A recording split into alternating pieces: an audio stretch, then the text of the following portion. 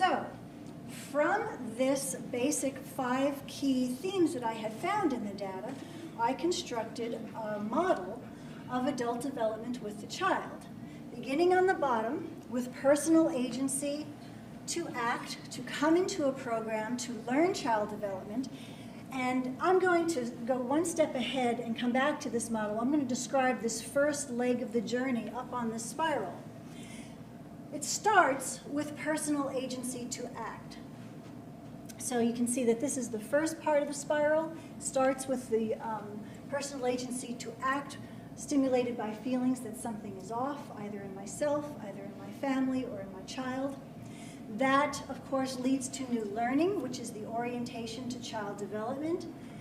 That leads people to critical self-reflection.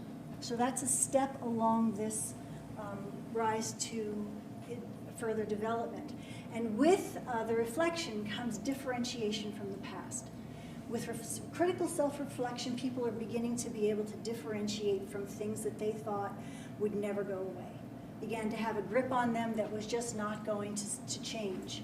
And with that differentiation, people describe making new meaning out of their world. They increased their self-knowledge, and they were able to define themselves differently and make new meaning out of their lives and out of their relationships with their children. And their final stage up into that spiral is the sustained effort to act. And that sustained effort is the key to the movement forward in adult development.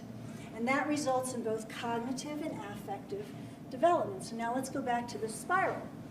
So as a person moves through those steps, the personal agency to use the action of reflection, both on the child and on the adult's own childhood, led to cognitive development and the interplay with emotional development. And there's an interesting thing that occurred.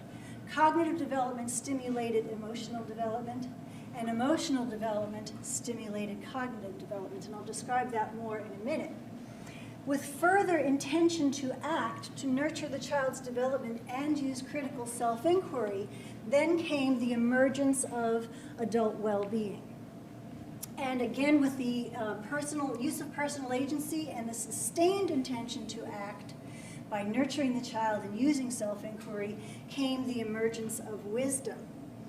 And I propose that there is possible future development, but that wasn't part of my study, so I just make that as a possible future. Oops, backwards.